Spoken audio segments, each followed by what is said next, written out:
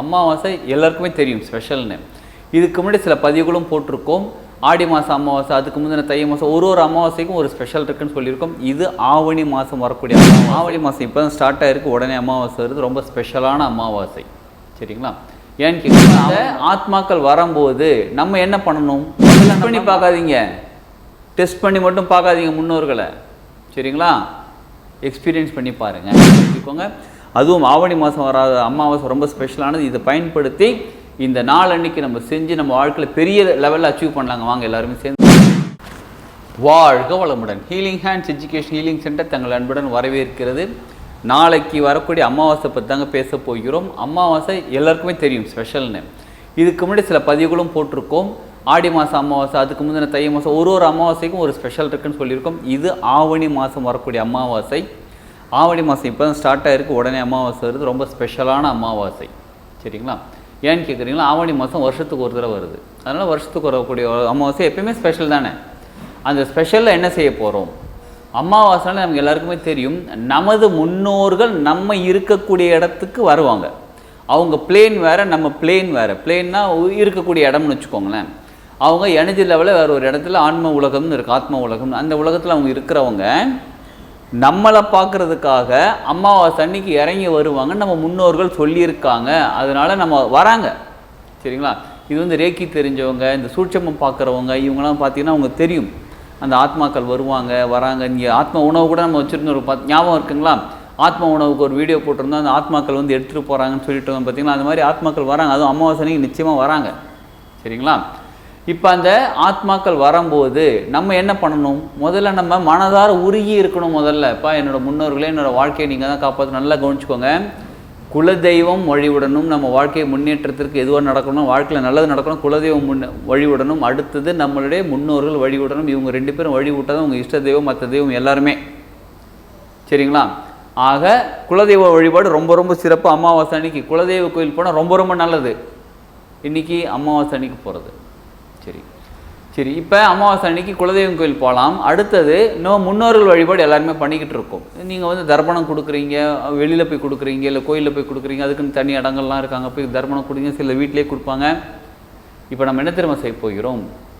என்னால் தர்ப்பணம் கொடுக்க முடியலை, நான் வெளியூரில் மாட்டிக்கிட்டேன், வெளியூரில் ஃபாரினில் இருக்கிறேன், வெளி மாநிலத்தில் இருக்கேன், என்னால் முடியலை. நான் இருக்கிறேங்க, வீட்டில் தாங்க இருக்கிறேன், என்னால் தர்ப்பணம் கொடுக்க முடியலை. ஆனால் என்னோடய முன்னோர்களுக்கு நான் ஏதாவது செஞ்சாகணும். என்னோடய முன்னோர்கள் எனக்காக வெயிட் பண்ணிக்கிட்டு இருக்காங்க. உண்மையாக சொல்கிறாங்க, வெயிட் பண்ணிக்கிட்டு இருக்காங்க. நம்மளுடைய உணவுக்காக இல்லைங்க, நம்மளோட அன்புக்காக வெயிட் பண்ணிக்கிட்டு இருக்காங்க. உண்மையாக நீங்கள் ஃபீல் பண்ணி பாருங்கள். நம்ம முன்னோர்கள் நம்ம அன்புக்காக வெயிட் பண்ணிக்கிட்டு இருக்காங்க. நம்ம நினைப்போம், நம்ம எங்கள் அப்பா செத்துறாங்க, எங்கள் தாத்தா செத்துறாங்க, எங்கள் பாட்டி செத்துட்டாங்க, அவங்களாம் வந்து மறுபிறவி எடுத்து போயிட்டாங்களா, இல்லை அதே உலகத்தில் வாழ்ந்துக்கிட்டு இருக்காங்களா, நமக்கு தெரியணும்னு அவசியம் இல்லை. மனசார கும்பிடுங்க, மனசார கூப்பிடுங்க. யார் இறந்துருக்காங்க, அவங்க பேர் தெரியுது, பேர் தெரியல, ஃபோட்டோ இருக்குது, ஃபோட்டோ இல்லை, எதுவும் யோசிக்காதீங்க. மனசார என்னோடய முன்னோர்களே வாங்க, என்னோடய வாழ்க்கையை நீங்கள் தான் பாதுகாக்கணும், எனக்கு வழிகாட்டுங்கன்னு மனசார கும்பிடுங்க. கும்பிடும் போது என்ன திரும்ப பண்ணுங்க? ஒரு கைப்பிடி சாதம், அதில் எள்ளு, கொஞ்சோண்டு உப்பு போட்டுக்கோங்க, எள்ளு போட்டு பிசைஞ்சுக்கோங்க. மனசார மனமுருகி இந்த உணவு இப்படி கையில் வச்சுருக்கீங்களா, இந்த உணவு என்னோடய முன்னோர்களுக்கு போய் சேரட்டும் அப்படின்னு மனசார போய் காகம்க்கு வைங்க. வச்சுட்டு காகம் சாப்பிட்டு வேடிக்கை பார்த்துட்டு இருக்காதீங்க. மனசார கண்ணை மூடிய கூப்பிடுங்க. என்னோடய முன்னோர்களே காகம் உருவத்தில் வருவாங்கன்னு நிறைய பேர் சொல்லியிருக்காங்க, கேள்விப்பட்டிருக்கேன். பட் நீங்களும் வாங்க, இப்போ வாங்க, வந்து தயவு செஞ்சு அதாவது நான்ற அந்த ஈகோவோட கிடையாது, நான் அடிமைத்தனம் கூட சொல்ல வேண்டாம். அது வந்து ஒரு தன்மையாகவே வச்சுருக்கங்க. வந்து தயவு செஞ்சு சாப்பிடுங்க, எனக்கு வழிகாட்டுங்கன்னு சொல்லி மனசார மனமுருகி கூப்பிடுங்க. நிச்சயமாக வந்து நீங்கள் கொடுத்துருக்கூடிய அந்த உணவை எடுத்துப்பாங்க. டெஸ்ட் பண்ணி பார்க்காதீங்க. டெஸ்ட் பண்ணி மட்டும் பார்க்காதீங்க முன்னோர்களை. சரிங்களா? எக்ஸ்பீரியன்ஸ் பண்ணி பாருங்கள். நான் மாதம் கொடுத்துட்ருக்கேங்க, ஒரு மாதமும் கொடுத்துக்கிட்டு இருக்கேன். இந்த மாதமும் கொடுங்க.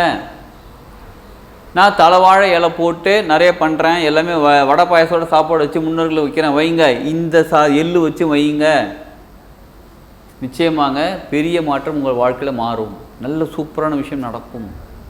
ஃபாரினில் இருக்கிறவங்களுக்கு என்ன அப்படின்னா, காக்காக்கெல்லாம் வைக்கக்கூடாது, உணவு வெளியில் வைக்கக்கூடாது, விலங்குகளுக்கு கொடுக்கக்கூடாது அப்படின்னு ஏதாவது கண்டிஷன் இருந்துச்சா பரவாயில்ல. ஒரு ஃபோட்டோ இருந்தால், ஃபோட்டோவும் இல்லையா, ஒரு விளக்கேற்றி வைங்க.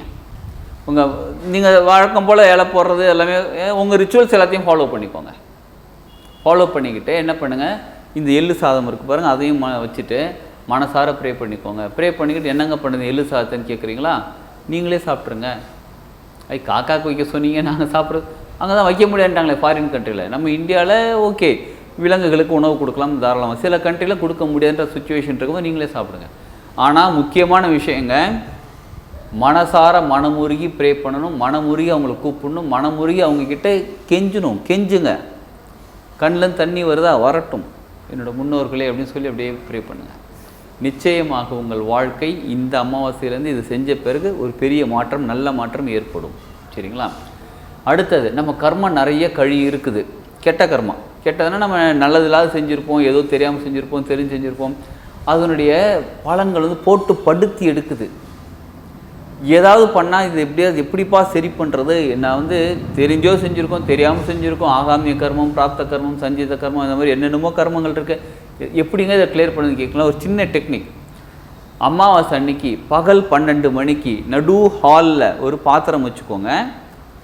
1 கிலோ இல்லை 2 கிலோ, நீங்கள் எவ்வளோ கஷ்டங்கள் இருக்குதுன்னு நினைக்கிறீங்களோ அதுக்கு தகுந்த ஒரு 2 கிலோ 3 கிலோ உப்பு எடுத்துக்கோங்க. பக்கத்தில் உப்பு வச்சுக்கோங்க. உப்பு எடுத்துக்கோங்க. என்ன பண்ணுங்க, உப்பு ஒரு பேப்பர் மாதிரிலாம் பிளேட்டில் கொட்டி வச்சுக்கோங்க. 2 கையால் அப்படியே உப்பு அள்ளி அப்படியே மனசார ப்ரே பண்ணுங்கள். நான் தெரிஞ்சு செஞ்ச, தெரியாமல் செஞ்ச, கஷ்டத்தை கொடுத்த, மற்றவங்களுக்கு கஷ்டத்தை கொடுத்த எல்லா கர்மாவும் இதோட போகட்டும். இந்த உப்பு எப்பயுமே ஒரு கெட்ட எனர்ஜி ரிசீவ் பண்ணிக்கிட்டு நம்ம கிளென்ஸ் பண்ணக்கூடிய ஒரு அருமையான ஒரு விஷயம் உப்பு. சரிங்களா? அப்படியே மனசார ப்ரே பண்ணிக்கிட்டு எல்லாத்தையும் கிளியர் பண்ணுறதுன்னு சொல்லி அந்த பாத்திரத்தில் கூட தண்ணியில் அப்படியே போட்டுருங்க. மறுபடியும் எடுங்க. மிச்சம் இருக்கிற உப்பு அதை கொஞ்சம் கொஞ்சமாக எடுத்து இந்த மாதிரி உங்களுக்கு எதாவது தெரிஞ்சிருக்கு, நீங்கள் உண்மையாகவே தெரிஞ்சு ஒரு தப்பு பண்ணியிருக்கீங்கன்னு வச்சுக்கோங்க, அந்த தப்பை நீங்களே மன்னிச்சிருங்க. முதல்ல உங்களுக்குள்ளே நீங்கள் மன்னிச்சுட்டு பிரபந்திட்டே என்னை மன்னிப்பு கேட்டுக்கோங்க. அந்த தப்பு நான் பண்ணிட்டேன், என்னை மன்னிச்சிருங்க, ப்ளீஸ் என்னை மன்னிச்சிருங்கன்னு சொல்லிவிட்டு அந்த கர்மாவை டெலீட் பண்ணிவிடுங்க அப்படின்னு சொல்லி அப்படியே கொஞ்சம் கொஞ்சமாக ஃபஸ்ட்டு மறுபடியும் உப்பிடுங்க, பொறுமையாக போடுங்க. இந்த மாதிரி தெரியாத எதாக இருந்தால் எனக்கு தெரியாமல் செஞ்சிருந்தாலும் என்னை மன்னிச்சிருங்கன்னு சொல்லி எல்லாத்தையும் எடுத்துகிட்டு போட்டுடுங்க. எனக்கு 1 கிலோ 2 கிலோ உப்புலாம் பத்தாதுங்க, 10 கிலோ தேவைப்படுதுன்னு கேட்குறீங்களா, செய்யுங்க. அவ்வளோ கர்மம் செஞ்சதும் செய்யுங்க.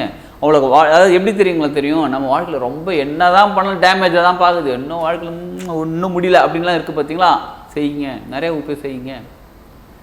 எவ்வளோ உப்பு வைக்கிறோன்றது முக்கியம் இல்லைங்க, எந்த மனநிலையிலேருந்து செய்கிறோன்றது தான் முக்கியம். சரிங்களா? அதை எடுத்து போட்டுட்டு அந்த தண்ணியில் போட்டு எல்லாம் உப்பு முடிஞ்சிச்சா நம்ம கர்மாலாம் கிளியர் ஆகிடுச்சு. என்னங்க நல்லா கேட்டுக்கோங்க, கர்மாலாம் கிளியர் ஆகிடுச்சு, கெட்ட கர்மாலாம் கிளியர் ஆகிடுச்சு. சரிங்களா? இப்போ அந்த தண்ணியில் அந்த உப்பை நல்லா கரைச்சிருங்க. கை வச்சே கரைக்கலாம். சரிங்களா? கரைச்சிருங்க. ஏன்னா உங்ககிட்ட இருக்கக்கூடிய கர்மாலாம் கை வழியாக வெளில போகுது. 2 கை வச்சு நல்லா கலக்கி கரைச்சிருங்க. உப்பு கரைஞ்சிருச்சா, இப்போ என்ன பண்ணுங்க, இந்த தண்ணி யார் காலையும் படக்கூடாது, எந்த செடி கொடிகளையும் படக்கூடாது. அப்படி உங்களுக்கு ஏரியா ஏதாவது இருந்தால் போய் ஊற்றிடுங்க. இல்லையா எங்கள் வீட்டில் சிங்க்கு தாங்க இருக்குது, இந்த வாஷ் பேஷன் இருக்குது, அதில் ஊற்றலாமல் ஊற்றிடுங்க. ஊற்றிட்டு அந்த பாத்திரத்தை க்ளீனாக கழுவிடுங்க, வாஷ் பண்ணிவிடுங்க. வாஷ் பண்ணி யாரும் தொடக்கூடாது. அது வரையிலும் நீங்கள் செய்யக்கூடிய அந்த பரிகாரம் செய்கிறீங்க பாருங்கள், அந்த பாத்திரத்தை வேறு யாரும் தொடக்கூடாது. நீங்கள் தான் க்ளீன் பண்ணி நீங்கள் தான் வாஷ் பண்ணி கொண்டு வந்து வச்சுருங்க. அதுக்கப்புறம் ரொம்ப முக்கியமாக ஒரு தண்ணி எடுத்துக்கிட்டு, கொஞ்சம் நிறைய தண்ணி, ஒரு பக்கெட்டில் தண்ணி எடுத்துக்கிட்டு உப்பு போட்டுட்டு நல்லா கலக்கி, நீங்களே கலக்கி அது கரைஞ்ச பிறகு எடுத்து தலை குத்திக்கோங்க.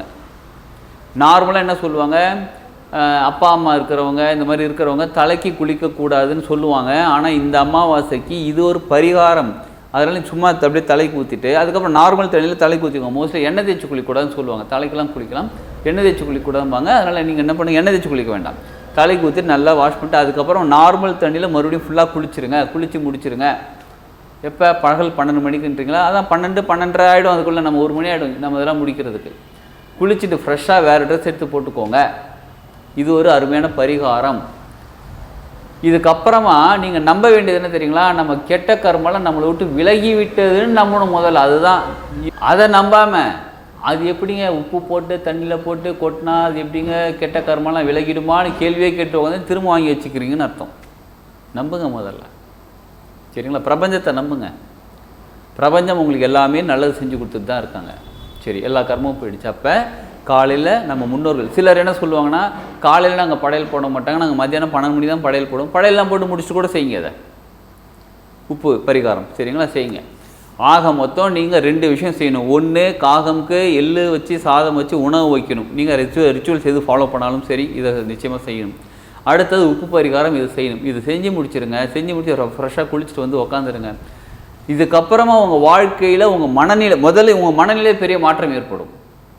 சம்திங் ஏதோ நல்லது நடக்குது, ஏதோ சேஞ்ச் ஆகிருக்கும். ஒரு பாசிட்டிவ் தாட் வந்திருக்குங்க, ஏன் சாமாங்க, ஒரு ஃப்ரெஷ்னஸ் கிடச்சிருக்குங்க, ஏதோ ஒன்று நடக்குது ஒரு புத்துணர்ச்சி கிடச்சிருங்க, அது கிடைக்கும். அதுக்கப்புறம் உங்கள் வாழ்க்கையில் நல்ல நிகழ்வுகள் நடக்க ஆரம்பிக்கும். உங்களுக்கு புது ஐடியா கிரியேட் ஆகும். உங்கள் வாழ்க்கை முன்னேறும். எப்பயுமே முன்னோர்களை ப்ரே பண்ணிக்கோங்க. எப்பயுமே குலதெய்வத்தை ப்ரே பண்ணிக்கோங்க. குலதெய்வம் யாருன்னு தெரியலன்னு பரவாயில்ல, தெரிந்தாலும் பரவாயில்ல, யாருன்னு தெரிஞ்சிருந்தாலும் பரவாயில்ல, குலதெய்வம்ன்ற கான்செப்டே எங்களுக்கு கிடையாதுன்னு சொன்னாலும் பரவாயில்ல, குலதெய்வத்தை ப்ரே பண்ணிக்கோங்க. முன்னோர்கள் இல்லைன்னு சொன்னாலும் பரவாயில்ல, முன்னோர்கள் இருக்காங்க, ப்ரே பண்ணிக்கோங்க. இருக்காங்களா இல்லையான்றதை ஆராய்ச்சி பண்ணுறதை விட்டுட்டு உணர ஆரம்பிங்க. அனுபவம், எக்ஸ்பீரியன்ஸ் பண்ணுங்கள். நிச்சயமாக உங்கள் வாழ்க்கையில் பெரிய மாற்றம் ஏற்படும். இதை பயன்படுத்திக்கோங்க. அதுவும் ஆவணி மாதம் வராத அமாவாசை ரொம்ப ஸ்பெஷலானது. இதை பயன்படுத்தி இந்த நாள் அன்னைக்கு நம்ம செஞ்சு நம்ம வாழ்க்கையில் பெரிய லெவலில் அச்சீவ் பண்ணலாங்க. வாங்க எல்லாருமே சேர்ந்து வாழலாம். வாழ்க வளமுடன்.